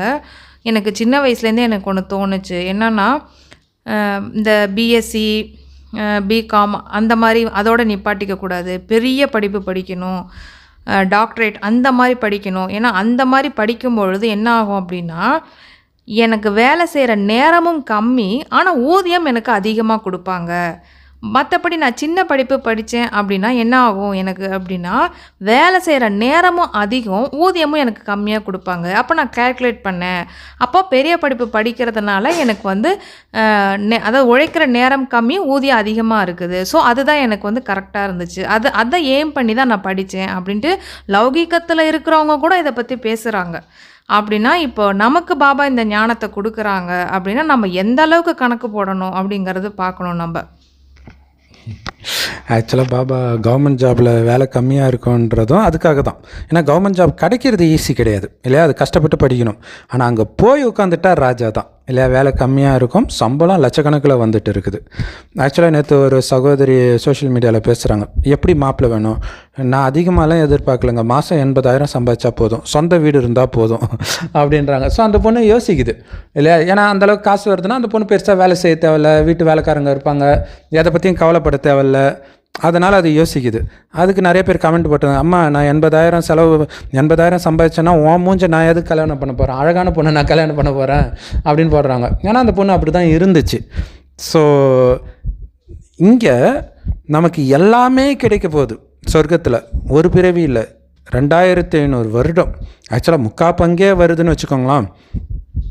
அப்போ அத்தனையும் இந்த படிப்பினால் அடையிறோன்னா, அதுவும் ரொம்ப ரொம்ப ஈஸியான படிப்புனா, இதில் எவ்வளவு கவனம் கொடுத்து அதை நீங்கள் தாரணை பண்ணணும். சத்தியமான அமர கதை கேட்கறதுக்காக நீங்கள் பாபா கிட்ட வந்திருக்கிறீங்க, சாதாரண மனிதன்லேருந்து ஸ்ரீ நாராயணன் ஆகிறதுக்காக வந்திருக்கிறீங்க. அது எதுக்கு வந்திருக்கிறோம் அது தெரியணும். மதுபனுக்கு போகிறது மட்டும் இல்லை, சென்டருக்கு போகிறது மட்டும் இல்லை, நீங்கள் எப்போல்லாம் முரளி கையில் எடுக்கிறீங்களோ நான் நாராயணன் ஆகிறதுக்காக இதை படிக்கிறேன்றது ஞாபகம் இருக்கணும். எப்போல்லாம் ஞானத்தின் விஷயத்தை நினைக்கிறீங்களோ நாராயணன் ஆகிறதுக்காக இந்த விஷயத்தை நினைக்கிறேன், பாபாவை நினைக்கும் போது நாராயணன் ஆகிறதுக்காக, இது மைண்டில் எத்தனை தடவை நீங்கள் அசைப்படுறீங்களோ எருமாடுன்னு சொல்லி அவன் எருமாடுன்னு நினச்ச மாதிரி இங்கேயும் மாறுவீங்க. இந்த மரண உலகம் அழிய போகுது எப்படியும், அதனால் நாம் அமரலோகத்துக்கு போய் தான் ஆகணும், இல்லை வேறு சாய்ஸும் கிடையாது. இல்லாட்டினா மேலே போய் தூங்கிட்டு வரலாம். ஸோ அப்போ அமரலோகத்து சொர்க்கமே இருக்குது, நரகத்தை விட்டுருங்க, பாபாவை நினைவு பண்ணிக்கிட்டே இருங்க. அதனால் குழந்தைக்கு ஒரே கவலை தான் இருக்கணும். என்னது, நேற்றும் இதே சொன்னார், நான் எப்படா தமோ பிரதானத்திலேருந்து சதோ பிரதானமாகுது, எப்படா இந்த அழுக்கெல்லாம் நீக்கிறது, இதை பற்றியே சிந்தனை பண்ணிகிட்டே இருக்கணும். ஏன் இந்த தப்பு பண்ணிக்கிட்டே இருக்கேன், ஏன் எனக்குள்ளே இந்த பலகீனம் வருது, ஏன் இந்த விகாரம் வருது, இதை விடுறதுக்கு நான் என்ன பண்ணணும், எப்படி இந்த வீண் விஷயம் வருது, இதை விடுறதுக்கு நான் என்ன பண்ணணும், ஏன் நான் நினச்ச அளவுக்கு சேவை பண்ண முடியல, எப்படி நேரம் வேஸ்ட் ஆகுது, இதை பற்றிய கவலை தான் குழந்தைங்களுக்கு நாள் ஃபுல்லாக இருக்கணும். பத்தித்த பாவனர் எல்லா குழந்தைங்களுக்கும் ஒரே வழி தான் சொல்கிறார். அது என்ன வழி? தந்தை நினைவு பண்ணுங்க மற்றும் சார்ட் வையுங்க, அப்பொழுது உங்களுக்கு மிகுந்த குஷி இருக்கும். ஏன்னா அப்பாவை நினைக்கிறதே ஒரு குஷி, அதுக்கப்புறம் அதை சார்ட் வச்சு நம்ம பார்க்குறோம் அப்படின்னா அது அதை விட ஒரு குஷியை நமக்கு கொடுக்கும். ஏன்னா அப்பாவோட ஸ்டீமத்தை ஃபாலோ பண்ணாலே ஒரு குஷி நமக்கு உள்ளுக்குள்ளே வர ஆரம்பிச்சிடும். ஏன்னா நம்ம அந்த உண்மையான நிலையை நோக்கி நம்ம போயிட்டுருக்குறோம். எப்போவுமே உண்மை சத்தியத்துக்கு அந்த பவர் இருக்குன்னு சொல்லுவாங்க இல்லையா. ஸோ அந்த சத்தியத்தை நோக்கி நம்ம போயிட்டுருக்குறோம் அப்படிங்கிற போது அந்த சத்தியத்துக்கான குஷியும் நம்மக்கிட்ட இருக்கும். பிரதர் முன்னாடி சொன்ன மாதிரி பாபாவும் சொல்லியிருப்பாங்க, எரும மாடு அப்படின்ட்டு நீங்கள் நினைக்கிறேன்னா எரும மாடாகவே ஆயிடுவீங்க அப்படின்னு சொல்லியிருப்பாங்க, சன்னியாசிங்க சொல்கிறாங்க அப்படின்னு பாபா சொல்லியிருந்தாங்க. அதை தான் நிறைய பேர் சொல்லுவாங்க, நீ எதுவாக நினைக்கிறாயோ அதுவாகவே ஆகிவிடுவாய் அப்படின்ட்டு. நம்ம நிறைய மோட்டிவேஷன் எல்லாத்துலேயுமே நம்ம படிச்சிருப்போம். அப்போ எனக்கு ஒரு விஷயம் தோணுச்சு, அப்போ நம்ம எதுவாக நினைக்கிறது சரி, உயர்ந்ததிலும் உயர்ந்த இப்போ நம்மளுக்கு ஞானம் கிடச்சி நாராயணன் லக்ஷ்மிங்கிற லட்சியத்தை கொடுக்குறாரு. அதுக்கு முன்னாடி சரி இப்போ நினைக்கிறதா நினைக்கிறோம், நம்ம பிக்கான ஒரு விஷயத்த நினைக்கணும். எப்படி நினைக்கிறது, சரி பணக்காரனாக பிறக்கலாமா, இல்லை நம்மளை சுற்றி நல்லவங்களாக இருக்கலாமா, இப்படி அப்படிலாம் யோசிச்சுக்கிட்டே இருக்கும்போது இப்போதைக்கு தமோ பிரதானத்தில் இருக்கிறதுனால நம்ம புத்தி கொஞ்சம் மோசமாக கூட யோசிக்கும். ஏன்னா எதுவாக நினைக்கிறோயோ அதுவாகவே ஆகிறாய் அப்படின்ட்டு யோசிக்கும் பொழுது அப்புறம் எரும மாடுன்னு நினச்சி எரும மாடு ஆகிற கதையாக கூட மாறிடும் நமக்கு. அது நமக்கு தேவையில்லை. ஸோ பாபா உயர்ந்த லட்சியமான லக்ஷ்மி நாராயணன் அப்படிங்கிற லட்சியத்தை நமக்கு கொடுக்குறாரு. அது நமக்கும் நல்லது, உலகத்தாருக்கும் நல்லது. அப்படிப்பட்ட லட்சியத்தை தான் நமக்கு கொடுக்குறாரு.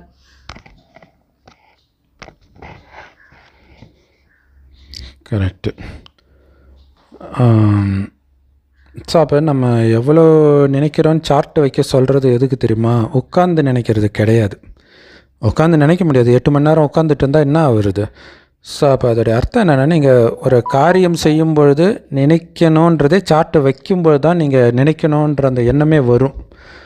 ஸோ அப்போ அந்த 1 மணி நேரம் நீங்கள் ஏதோ ஒரு வேலை செய்கிறீங்க. ஆனால் அந்த 1 மணி நேரத்தில் நினைவு கட்டாகாமல் அந்த வேலையை செஞ்சீங்கனாலே உங்களுக்கு சந்தோஷம் வந்துடும். நினைவுனால சந்தோஷம் வரும். நினைக்கிறேன்ற எண்ணமும் உங்களுக்கு சந்தோஷத்தை கொடுக்கும். இதனால் சேமிப்பு ஆகுதுன்றதும் சந்தோஷத்தை கொடுக்கும்.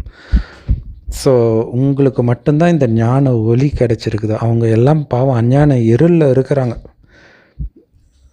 இந்த ஒளி அல்லது புரிதல் அல்லது ஞானம் இப்போ உங்களுக்கு கிடைக்கிது.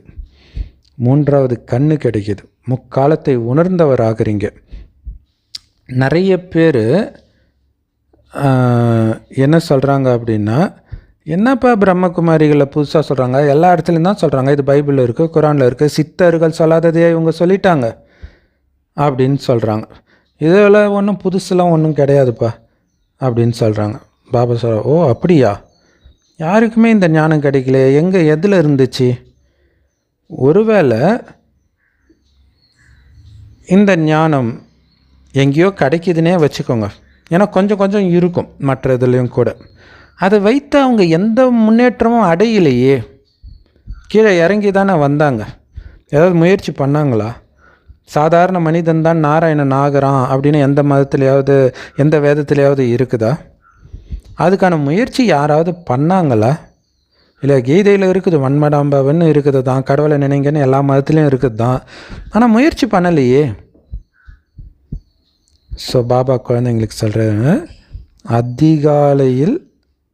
அதிகாலை நேரம் ரொம்ப சிறந்த நேரம் அப்படின்னு சொல்கிறார். ஏன்னா அந்த நேரம் ரொம்ப அமைதியாக இருக்கும். வெளியிலையும் அமைதியாக இருக்கும், உங்கள் மனமும் அமைதியாக இருக்கும். நீங்கள் நல்ல டென்ஷனான ஒரு வாழ்க்கை சூழ்நிலையில் சிக்கிக்கிட்டு கூட நீங்கள் தூங்கி எழுந்திரிக்கும்போது பாருங்களேன், அந்த நினைவு வர்றதுக்கு உங்களுக்கு ரொம்ப நேரம் ஆகும். அமைதியாக இருக்கும், ஆச்சரியமாக இருக்கும். அப்படியே டக்குன்னு நீங்கள் பாபாவை நினைக்க ஆரம்பிச்சிடணும். அதனால தான் அதிகாலையில் நினைக்க சொல்கிறார். ஸோ அதனால் எல்லாமே அமைதியாக இருக்குது, வாயுமண்டலமும் நல்லா இருக்குதுன்னு போது உங்களுக்கு அவ்வளோ சந்தோஷம் இருக்கும். இது எப்போ? அதிகாலையில். இருக்கிறதுலே மோசமான வாயுமண்டலம் எப்போ தெரியுமா இருக்கும்? இரவு 10 மணிலேருந்து நடுராத்திரி வரைக்கும். ஏன்னா இப்போ பாபா அப்போ சொன்னார் 2 மணின்ட்டு, ஆனால் இப்போ வரைக்கும் அது கரெக்டாக இருக்குது. ஏன்னா எல்லோரும் தூங்குறதுக்கு 2 மணி ஆகிடுது. எல்லார் வீட்லேயும் அப்படியே டிவி சவுண்டு கேட்கறதுனால ஃபோனை நோட்டிட்டு தான் இருக்கிறாங்க. அப்போ வைப்ரேஷனுக்கு எடுத்துகிட்டு தான் இருக்கிறாங்க. அந்த 2 மணிக்கு எல்லாம் அசந்து தூங்குற நேரம் ஏந்திரிச்சு சம்பாதிங்கன்றார். இதில் நல்லா படிக்கிற குழந்தைங்க ஹாஸ்டல்லாம் அதான் பண்ணுவாங்க. குழந்தைங்க அரட்டை அடிச்சிட்டு இருப்பாங்க, தூங்கிடுவாங்க, ஒரு 12 மணிக்கு தூங்கிடுவாங்க. இந்த நல்லா படிக்கிற குழந்தை பார்த்திங்கன்னா எல்லாம் தூங்குனதுக்கப்புறம் ஏந்திரிக்கும். ஸோ அப்போ அதில் கவனம் வைக்கணும். அந்த குழந்தைங்க அரட்டை அடிச்சிட்டு இருக்காது, டக்குன்னு போய் தூங்க போயிட்டு அப்போ அது கவனம் இருக்குது, இலக்கில் கவனம் இருக்குது. அப்படி இருக்கிற குழந்தை தான் அந்த குழந்தைங்களோட அரட்டை அடிக்கிறதுல மயங்காமல் இருக்கும், இல்லைன்னா மாட்டிக்குவோம். ஸோ அதனால தான் பாபா சொல்கிறாரு, மோசமான நேரம் 10 to 12, அந்த நேரத்தில் போய் முயற்சி பண்ணுறேன்னு போய் சிக்கிக்காத, காலையில் ஏந்திரிச்சு பண்ணு. அதனால தான் அதிகாலை நேரம் ரொம்ப ரொம்ப நல்லது. அதை எப்படி ஏந்திரிக்கிறது? முடியலையே, சீக்கிரமாக தூங்கு. இல்லையா, 6 மணி நேரம்னே வச்சுக்கோங்களேன். டாக்டருங்களே 6 சொல்கிறாங்க. 6 மணி நேரம் ஓகே போதும். அப்போ 6 மணி நேரம் கணக்கு போடுங்க. 2 மணிக்கு ஏந்திரிக்கணும்னா 8 மணிக்கு தூங்கினா 2 மணிக்கு எழுந்திரிச்சிடலாம். 9 மணிக்கு தூங்கினா 3 மணிக்கு எழுந்திரிச்சிடலாம். ஸோ அப்படி கணக்கு வச்சுக்கோங்க. ஏந்திரிச்சு என்ன பண்ணணும்? எழுந்திரிச்சு அப்பா கிட்ட பேசுங்க. இந்த உலகத்தினுடைய சரித்திரம் பூகோளத்தை பற்றி நினைவு செய்யுங்க. ஏன்னா பாபா 84 பிறவியினுடைய கதைகள்லாம் நமக்கு சொல்லியிருக்காரு இல்லையா, அதை பற்றியெல்லாம் சிந்தனை செய்யுங்க. மேலும் சிவபாபா சொல்கிறாங்க, என்னிடம் படைப்பவர் மற்றும் படைப்பின் ஞானம் இருக்குது இல்லையா, ஸோ அது உங்களுக்கு ஆசிரியராகி நான் உங்களுக்கு சொல்லி கொடுக்குறேன். ஆத்மாவாகிய நீங்கள் என்ன பண்ணணும் அப்படின்னா, தந்தையை நினைவு செய்து இந்த உங்களுடைய பாவ கர்மத்தில் எல்லாம் அழிச்சிக்கிட்டே போங்க. இது பாரதத்தினுடைய பழமையான யோகம் அப்படின்னு சொல்லப்படுது. அது மட்டும் இல்லாமல் ரொம்பவும் பிரசித்தமானதும் ஆகும். ஸோ சமஸ்வபரில் பாரதத்தின் பழமையான யோகம்தான். ஆனால் அந்த யோகம் யாரோடு வைக்கிறோன்றதை நீங்கள் சொல்லணுன்ற, அது ரொம்ப முக்கியம் இல்லை. யோகம்னா புத்தியை இணைக்கிறதுன்னு அர்த்தம். இப்போ யாரோட புத்தியை இணைக்கணும்னு நீங்கள் எழுதணும். அப்போ ஆத்மா பரமாத்மாவோடு யோகம் வைக்கிது. இன்னொரு வார்த்தையில் சொல்லணும்னா நினைவு. குழந்தைகளுக்கு தெரியும் நீங்கள் ஆத்மா பரமாத்மாவுடைய யோகம், அதாவது பரமாத்மாவோட ஆத்மா வைக்கிற யோகம், அதை நினைவுன்னு சொல்லலாம். அது நேற்று சொன்னார் இல்லையா, யோகான்ற வார்த்தையை பயன்படுத்தாதீங்க, அது ஹடயோகிகள் வார்த்தை. நினைவுன்னு சிம்பிளாக சொல்லுங்கள். நாம் 84 பிறவிகள் முழுசாக நடித்த ஆல்ரவுண்டர் ஆத்மாக்கள் இல்லையா. நம்ம எல்லா நாட்டிலையும் பிறந்திருப்போம், எல்லாமாகவும் பிறந்திருப்போம் 84 பிறவியில். யார் இந்த பிராமண குலத்தை சார்ந்தவர்களாக இருக்கிறாங்களோ அவங்க மட்டும்தான் இங்கே வந்து ஞானத்தை எடுப்பாங்க. நாம் பிராமணர்கள் தேவதைகளாக ஆக போகிறவங்க இல்லையா, இன்னும் ஆகலை. அதுதான் நேற்று கூட சொன்னோம் இல்லையா, சங்கமயுகம்ன்றது ஞாபகம் இருக்கணும். ஏன்னா இங்கே அலட்சியமாக இருக்கக்கூடாது. சொர்க்கத்துக்கு போன அப்புறம் அலட்சியமாக இருக்கலாம், ஏன்னா அங்கே மாயா கிடையாது. இங்கே கொஞ்சம் அசந்திங்கன்னா, இது எல்லையோர காவல் படை மாதிரி, கொஞ்சம் அசந்திங்கன்னா எதிரி ஊடுருவிடுவோம். ஸோ அதுமாரி வீண் எண்ணம் வரக்கூடாதுன்றதில் கவனம் வச்சுக்கிட்டே இருக்கணும். எப்போவுமே நீங்கள் ஃபோனை பார்த்தாலும் எந்த நேரம் வேணாலும் எதிரி வருவான், எச்சரிக்கையாக இருக்கணுன்ற நினைவோடு இருக்கும்போது தான் வீண் விஷயத்துக்குள்ளே போக மாட்டீங்க. நாம் பிராமணர்கள் தேவதை ஆகிட்டு இருக்கிறோம். சரஸ்வதி கூட பிரம்மாவுக்கு மகள் தான், அதாவது பிராமணி தான். சிவபாபா சொல்கிறாரு, பிரம்மபாபா சொல்கிறாரு, நான் வயதானவன், நான் இந்த உடலை விட்டுட்டு ராஜாவாக பிறக்க போகிறேன், அதாவது ராஜாவுக்கு பிறக்க போகிறேன் அப்படின்னு எனக்கு ரொம்ப சந்தோஷமாக இருக்குதுன்றார். பாருங்கள், வயதானவர்கள் யாராவது இப்படி நினச்சி சந்தோஷப்படுவாங்களா? பிரம்மகுமாரிகளுக்கு இது இருக்கணும். குறிப்பாக வயதான தாய்மார்கள், இவங்களுக்கு இந்த போதை இருக்கணும். அதுக்காக தான் பாபா சொல்கிறார், வயதான தாய்மார்னா எந்த நேரம் வேணாலும் உயிர் போகுது இல்லையா. ஸோ எல்லாருக்குமே தான். நான் இப்போ படிச்சுட்டு இருக்கிறேன், பிறகு என்னுடைய வாயில் தங்க ஸ்பூன் இருக்கும் இல்லையா. தங்க ஸ்பூனோடு பிறக்கிறது தான் நம்மளுடைய லட்சியம், எல்லாருடைய லட்சியமும். அப்படின்னு அர்த்தம், சொர்க்கத்தில் பணக்கார குடும்பத்தில் அல்லது ராஜ குடும்பத்தில் பிறக்கணும். அப்போ ஏன் அந்த சந்தோஷம் உங்களுக்கு இல்லை இல்லையா? நாராயணன் ஆகுறீங்க, கன்ஃபார்ம் ஆயிடுச்சு, உங்களுக்கு விசா கன்ஃபார்ம் போகிறதுக்கு. அப்போ எவ்வளோ சந்தோஷம் இருக்கணும், ஏன் உங்களுக்கு சந்தோஷம் இருக்க மாட்டேங்குது? மனிதர்கள் என்ன வேணாலும் சொல்லட்டும், உங்கள் சந்தோஷம் ஏன் போகணும்? ஏன்னா இங்கே எல்லைக்குட்பட்ட விஷயம் ஏதோ ஒன்று நடக்குது, அதை பற்றி கவலைப்படாதீங்க. இங்கே கடவுள் வரலன்னா எது வேணாலும் சொல்லலாம், உங்களுக்கு நிச்சய புத்தி வந்துடுச்சு இல்லை, கன்ஃபார்மாக போகிறீங்கல்ல, ஏன் உங்கள் சந்தோஷத்தை நீங்கள் இழக்கணும் இல்லையா? நீங்கள் பாபாவை நினைக்கலன்னா எப்படி நீங்கள் சாதாரண மனிதனிலிருந்து ஸ்ரீ நாராயணன் ஆக முடியும்? இப்போ நீங்கள் உயர்ந்தவராக ஆகணும் இல்லையா? அப்போ என்ன பண்ணணும்? உயர்ந்தவராக ஆகிறதுக்காக அந்த மாதிரி முயற்சி செஞ்சு நீங்கள் காமிக்கணும். ஏன் குழம்புறீங்க? எல்லோரும் ராஜா ஆகிவிடுவார்களா என்ன என்று ஏன் மனமுடைந்து போகிறீர்கள்? அதாவது பாபா வந்து சொல்கிறாங்க, லக்ஷ்மி நாராயணன் இருப்பாங்க, அதுக்கப்புறம் வரிசை கிரமம் இருக்குது அப்படின்னு சொல்கிறாங்க இல்லையா. அதனால் நிறைய பேர் குழம்பவும் செஞ்சிடறாங்க. என்ன எல்லாருமா ராஜா ஆகிட போகிறாங்க அப்படின்னு சில பேர் மனமுடைஞ்சும் போகிறாங்களாம். இந்த சிந்தனை வந்ததோ இல்லையோ என்ன ஆயிடுறாங்க, அவங்க தோற்று போயிடுறாங்க. எப்போ இந்த மாதிரி சிந்தனை வருதோ அப்போயே அவங்க ஃபெயில் ஆகிடுறாங்க அப்படின்னு அர்த்தம். பாருங்கள், கல்விக்கூடத்தில் சட்டவியல், பொறியியல் ஆகியவை படிக்கிறாங்க அப்படின்னா எல்லோருமே வக்கீல் ஆகிடுவாங்களா என்ன? எல்லாருமே இன்ஜினியர் ஆகிடுவாங்களா என்ன? என்ன சொல்லுவாங்க? படிக்கலை அப்படின்னா ஃபெயில் ஆகத்தான் செய்வாங்க இல்லையா?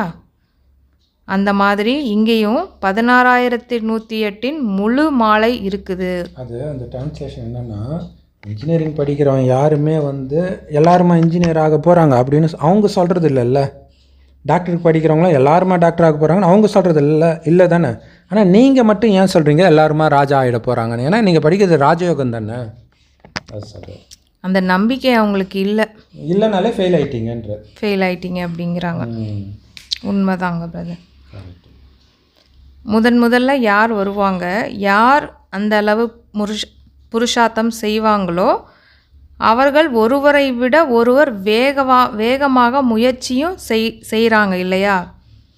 இப்பொழுது நாம் இந்த பழைய சரீரத்தை விட்டுட்டு வீடு செல்ல வேண்டும் அப்படிங்கிறது குழந்தைங்களாகிய உங்களுடைய புத்தியில் இப்போ இருக்குது. இதுவும் நினைவும் இருந்துச்சு அப்படின்னா புருஷார்த்தம் தீவிரமாக ஆகிவிடும். ஏன்னா இந்த பழைய உலகம் முடிய போகுது, ஸோ புது உலகத்துக்கு போகணும். அதுக்கு போகிறதுக்கு முன்னாடி முதல்ல நம்ம பரந்தாமத்துக்கு போகணும் அப்படிங்கிற நினைவு இருந்துச்சு அப்படின்னாலே நம்மளுடைய முயற்சியில் தீவிரம் தானாக ஆட்டோமேட்டிக்காக வந்துடும். இப்போ உதாரணத்துக்கு இப்போது இந்தியா பாகிஸ்தான் போர் ஸ்டார்ட் ஆன உடனே நிறைய பாபா குழந்தைங்க அதிகமாக முயற்சி பண்ண ஆரம்பிச்சிட்டாங்க. அச்சோ டைம் இல்லையே அப்படின்ட்டு. அப்போ நமக்கு தெரியுது இது முடிய போகுது அப்படின்ட்டு. ஸோ அந்த நிச்சய புத்தி இருந்துச்சு அப்படின்னா தானாகவே ஆட்டோமேட்டிக்காக என்ன ஆகிட போகுது, முயற்சி இன்னும் தீவிரமாக பண்ண ஆரம்பிச்சிடுறாங்க.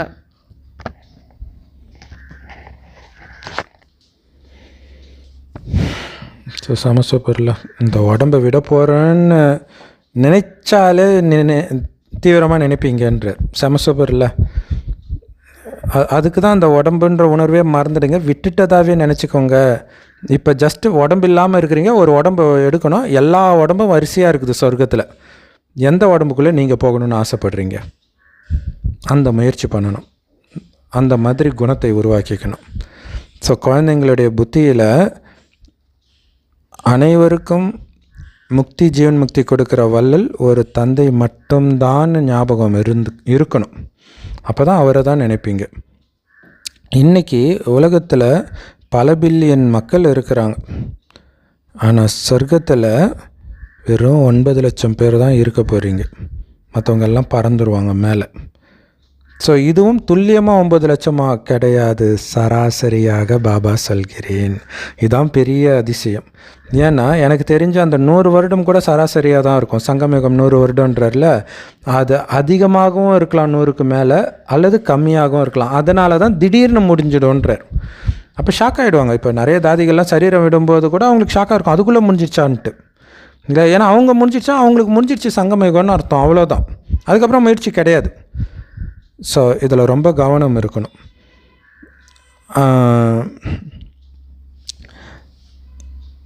ஏன்னா பாபா இது எனக்கு எப்போ டச் ஆச்சுன்னா, பாபா அடிக்கடி சொல்லுவார், இன்றிலிருந்து 5000 வருடத்திற்கு முன்பு சத்தியுகத்தில் ராஜ்யம் இருந்ததுன்னுவார். அப்போ கரெக்டாக இன்னையிலேருந்து 5000 வருஷம் முன்னாடி இப்போ என்ன நடக்குதோ அதே தானே நடக்கும். அப்போ இதிலேருந்து என்ன தெரியுது, பாபா சராசரியாக தான் சொல்கிறாரு, துல்லியமாக 5000 வருஷம்னு சொல்லலை அப்படிங்கிறது புரியுது. ஸோ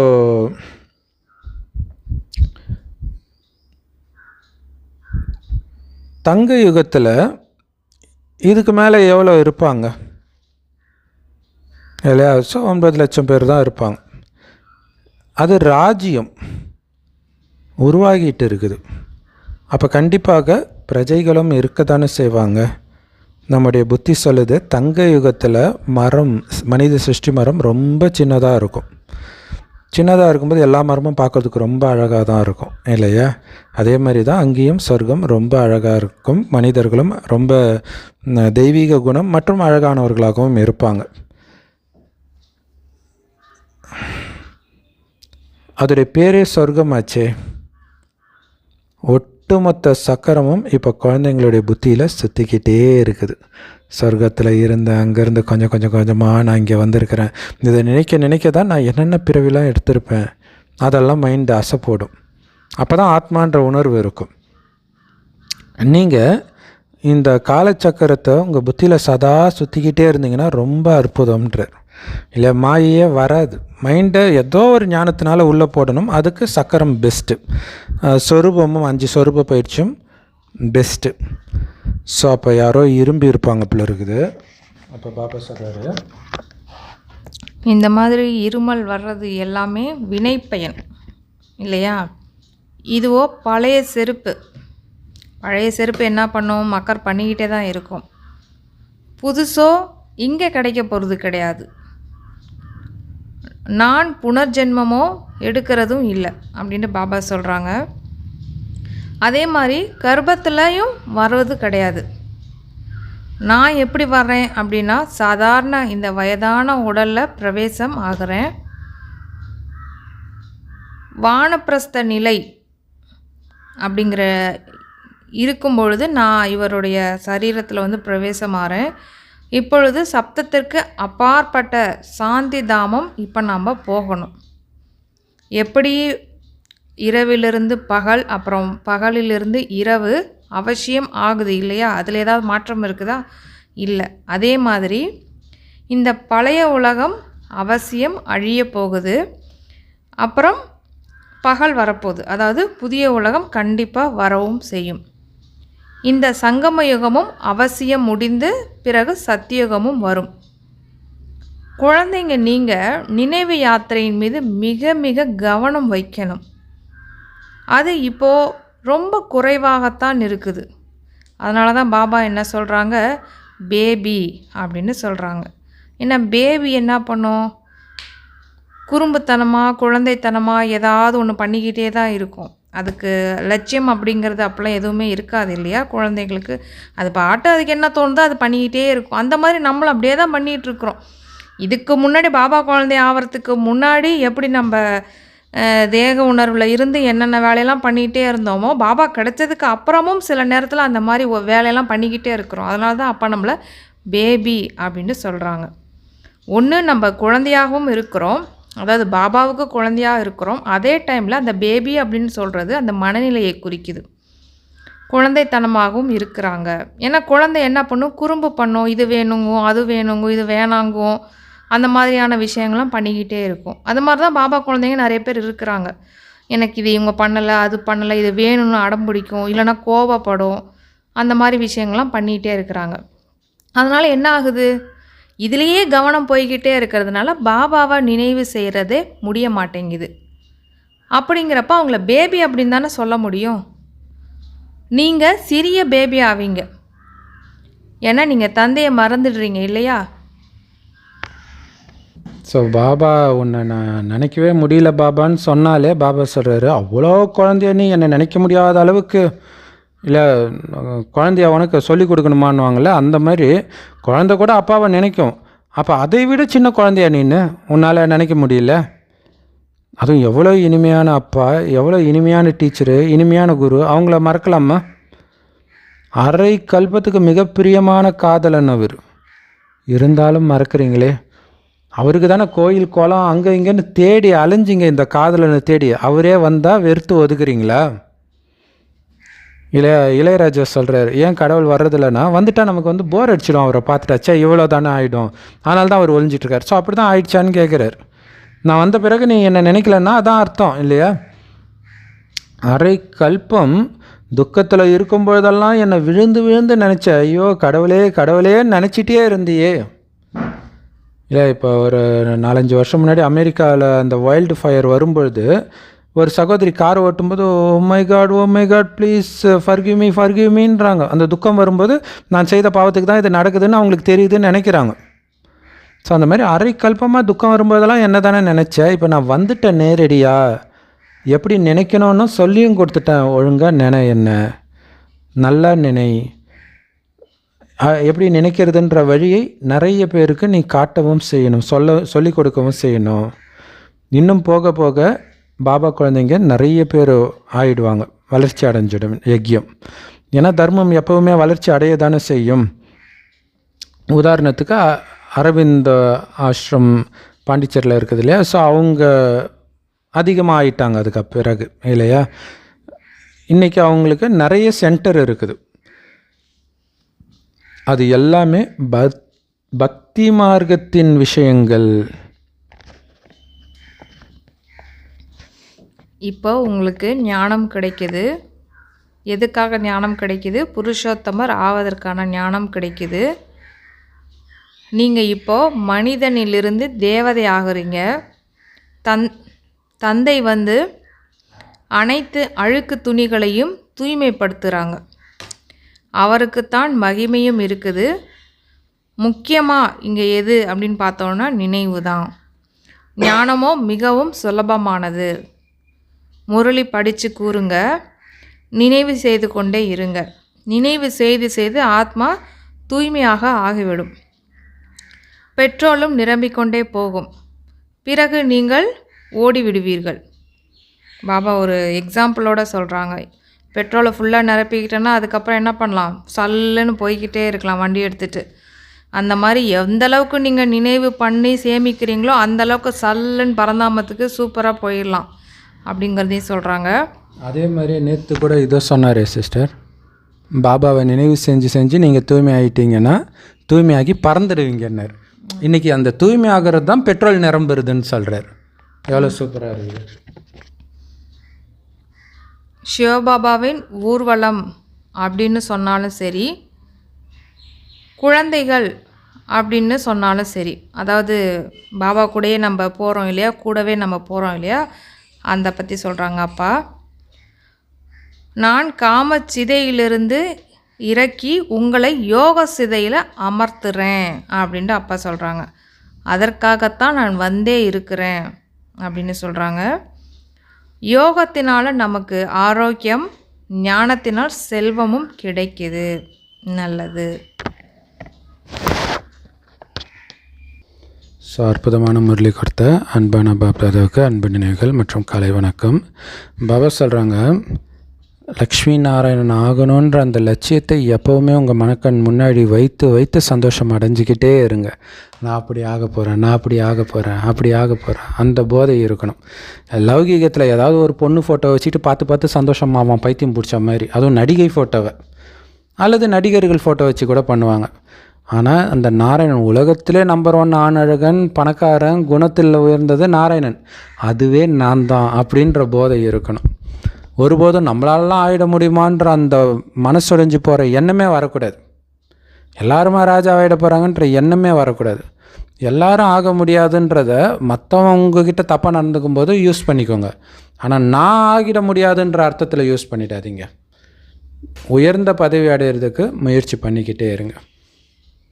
ஏன்னா ஞானத்தை எதை நமக்கு அப்ளை பண்ணணும், எதை மற்றவங்களுக்கு அப்ளை பண்ணணும்னு தெரிஞ்சுக்கணும். நிறைய பேர் என்ன பண்ணுவாங்க, மற்றவங்களுக்கு அப்ளை பண்ணுறதை தூக்கி நமக்கு அப்ளை பண்ணிக்குவாங்க. உதாரணத்துக்கு நாடகத்தில் பதிவாக இருந்தால் தான் முயற்சி செய்வோன்னு பாபா சொல்லிட்டார்ல, அப்புறம் எதுக்கு நான் முயற்சி பண்ணணும், இப்படி தப்பாக புரிஞ்சுக்குவாங்க. நான் இல்லாமல் வேறு யார் ஆக முடியும், அதுதான் நமக்கு அப்ளை பண்ணணும். ஸோ மற்றவங்களுக்கு ஞானத்தை கொடுத்தோம், அவங்க ஆகலைன்னா சரி, அவங்களுக்கு நாடகத்தில் இல்லை போல இருக்குன்னா இதான் மற்றவங்களுக்கு அப்ளை பண்ணோம் இந்த ஞானத்தை, நமக்கு கிடையாது. ஸோ உயர்ந்ததிலும் உயர்ந்த பிரியதர்ஷன் மற்றும் தந்தையை ரொம்ப ரொம்ப அன்பாக நினைவு பண்ணுங்க. இது கூட நினைக்க தெரியலன்ற அளவுக்கு குழந்தை ஆகிடாதீங்க. பாபாவை நினைக்கிறதுக்கு மிக அற்புதமான நேரம் அதிகாலை. நம்ம அதிகாலையில் எழுந்துச்சி பாபாவை நினைவு பண்ணுறதோடைய நினைவு தான் பக்தி மார்க்கத்தில் எல்லா மதத்துலேயும் அதிகாலையில் எழுந்திரிச்சு பக்தி பண்ணுவாங்க. ஸோ ஓய்வாக ஒரு இடத்துல உட்காந்துக்கிட்டோ நடந்துக்கிட்டோ பாபாவை நினைவு பண்ணிக்கிட்டே இருங்க. சார்ட் அவசியம் வைங்க, பாபாவுக்கும் அனுப்புங்க. வரதானம். யஜ்யத்திற்கு சேவை செய்வதில் ஆல்ரவுண்டு சேவாதாரி ஆகி அனைத்து பிராப்திகள்ன்ற பிரசாதத்தை அடையுங்கள். அதுக்கு விளக்கம் பாபா சொல்கிறாங்க, வரதானம் விளக்கம். ஆல்ரவுண்டு சேவை செய்கிறதுக்கான வாய்ப்பு இந்த சங்கமத்தில் கிடைச்சாலே இந்த நாடகத்தில் உங்களுக்கு லிஃப்ட் கிடச்சிருக்குதுன்னு அர்த்தம்ன்றார். இல்லை லிஃப்ட்னால் ஒரு செகண்டில் சல்லுன்னு மேலே போயிடலாம்.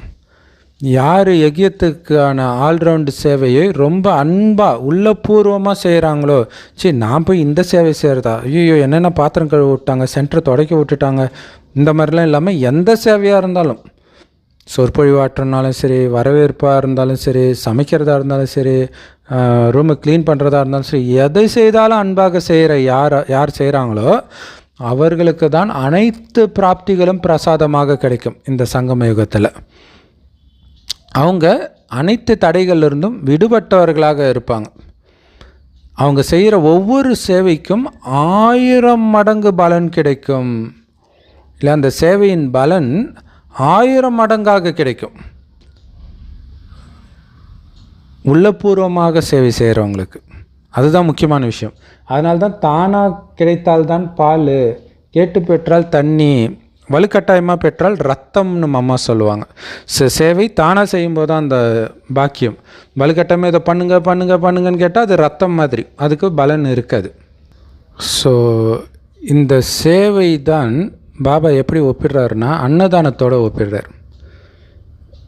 இது அணையா அடுப்பு அப்படின்னு வள்ளலார் ஆரம்பித்து வச்சுருக்காரு இல்லையா. தொடர்ந்து அடுப்பு எரிஞ்சிக்கிட்டே இருக்கும், சமைச்சிக்கிட்டே இருப்பாங்க, உணவு பரிமாறப்பட்டுக்கிட்டே இருக்கும்.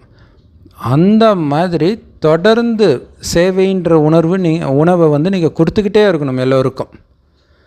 ஏன்னா ஒருவரை திருப்திப்படுத்துறது தான் இருக்கிறதுல மிகப்பெரிய சேவை. ஸோ விருந்தினரை வந்து நல்லா உபசரிக்கிறது தான் இருக்கிறதுல மிகப்பெரிய பாக்கியம். இல்லை, தமிழ்நாட்டில் வந்து உபசரிக்கிறது ஒரு மிகப்பெரிய வாழ்வியல் அங்கமாகவே சொல்லுவாங்க. ஸோ அந்த மாதிரி இங்கே உபசரிக்கிறதுன்றது அவங்கள திருப்திப்படுத்துறது. அந்த மாதிரி சேவை செஞ்சுக்கிட்டே இருக்கணும். எந்த சேவை செய்தாவது அவங்கள திருப்திப்படுத்தணும். இதன் மூலமாக தான் உங்களுடைய பாக்கியத்தை பல மடங்கு நீங்கள் அதிகரிச்சுக்கிறீங்க. ஸ்லோகன்: எப்போ உங்களுடைய சுயமரியாதையில் நான் அமைதியான ஆத்மா, அன்பான ஆத்மா, பாபாவுடைய குழந்தை, இந்த மாதிரி ஏதோ ஒரு சுயமரியாதையில் எப்போவுமே ஒரே சீராக நிலைச்சி இருக்கிறீங்களோ அப்போ எல்லா விதமான அகங்காரமும் உடஞ்சிடும். குறிப்பாக நான் ஆத்மா, அதுவே முக்கியமானது இல்லை. நான் ஆத்மான்றதில் சதா கவனம் இருந்தாலே தேக உணர்வே போயிடும். ஸோ அகங்காரத்தை அழிக்கிறதுக்குத்தான் ஆத்மான்ற உணர்வில் இருக்க சொல்கிறார். கூடவே அமைதியான ஆத்மா, தூய்மையான ஆத்மா, இந்த மாதிரி பண்ணி பணிவான ஆத்மா, இந்த மாதிரிலாம் இருந்து அகங்காரத்தை முற்றிலுமாக நம்ம உடைக்கணும். அவ்விக்த இஷாரா பாபா சொல்கிறாங்க, இந்த உலகத்திலே மிகப்பெரிய பணக்காரர்கள், ராஜ குடும்பத்தை சார்ந்தவர்கள், இவங்களெல்லாம் பார்த்திங்கன்னா சின்ன சின்ன விஷயத்துக்கெல்லாம் தங்களுடைய புத்தியையோ நேரத்தையோ வீணாக்க மாட்டாங்க. ஸோ அதெல்லாம் பார்த்தும் பார்க்காம கேட்டும் கேட்காம இருப்பாங்க. ஸோ இதுக்கு சிறந்த உதாரணம் வந்து நம்ம பிரதமர் மோடிஜி அவர்கள் வந்து அமெரிக்காவுக்கு போகும்போது அங்கே இருக்க ஒருத்தர் கேள்வி கேட்குறார். இங்கேருந்து ஒரு பிஸ்னஸ் மேன் வந்து தப்பிச்சு போயிட்டார் டேக்ஸ் கட்டாமல் இல்லையா. ஸோ அதை பற்றி நீங்கள் விவாதிப்பீங்களா அப்படின்னு அதை பற்றி ஏதோ ஒன்று கேட்பீங்களா ட்ரம்ப் கிட்ட அப்படின்ட்டு மோடி கிட்ட கேட்குறாங்க நிருபர்கள். அதுக்கு மோடி சொல்கிறாரு, ஒரு தனிப்பட்ட மனிதனை பற்றி விவாதிக்கிறதுக்காக உலகத்தின் மிகப்பெரிய நாட்டின் தலைவர்கள் சந்திப்பது இல்லைன்னு சொன்னார். எவ்வளோ சூப்பரான விஷயம் இல்லையா. அவருமே ஒரு சாதாரண பிஸ்னஸ்மேன் கிடையாது தான்.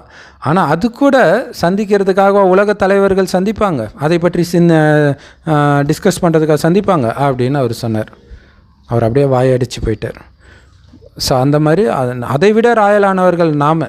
அப்போ இந்த உலகத்தில் நடக்கிற விஷயமெல்லாம் சில்லற விஷயங்கள், இதை பார்த்தும் பார்க்காம கேட்டும் கேட்காம இருக்கணும். ஏன்னா ஆன்மீக ராயல் ஆத்மாக்கள் நீங்கள். ராயல் இல்லாத ஆத்மாக்களின் விஷயங்களை பற்றி சிந்திக்கிறதுக்கு கூட உங்களுடைய புத்தியை நீங்கள் பயன்படுத்தக்கூடாது. இல்லை, பாபா குழந்தையாகவே இருந்தாலும் ராயலாக நடந்துக்கலன்னா அவங்க சாதாரண ஆத்மா தான். அவங்கள பற்றி சிந்திக்கிறதுக்கு எதுக்கு நீங்கள் புத்தியை வீணாக்குறீங்க? அல்லது மற்ற விஷயங்களை பற்றி சிந்திக்கிறதுக்கு எதுக்கு நேரத்தை வீணாக்குறீங்க? ஏன்னா இருக்கிறதுல மிக ராயலானவர்கள் நீங்கள் தான். அந்த மாதிரி ஆன்மீக ராயல் ஆத்மாக்களின் உதட்டிலிருந்து ஒரு பொழுதும் வீண் வார்த்தைகளோ சாதாரண வார்த்தையோ வராது. வந்தாலே ரத்தினம்தான் உதிர்க்கணும். ஸோ அதனால தான் அந்த உதட்டை வர்ணனை செய்கிறாங்க இல்லையா, விஷ்ணுவுக்கும் சரி அம்மனுக்கும் சரி. இதெல்லாம் நம்ம உதட்டிலிருந்து சக்திசாலியான வார்த்தைகள், ரத்தினங்கள், இனிமையான வார்த்தைகள் மட்டுமே உதிர்க்கப்பட்டதினால்தான் அங்கே உதடுகளை வந்து வர்ணனை பண்ணுறாங்க. செம powerful Murali. Love you Bap Dada. Thank you Bap Dada. குஷியாக இருங்க, குளிர்ச்சியாக இருங்க.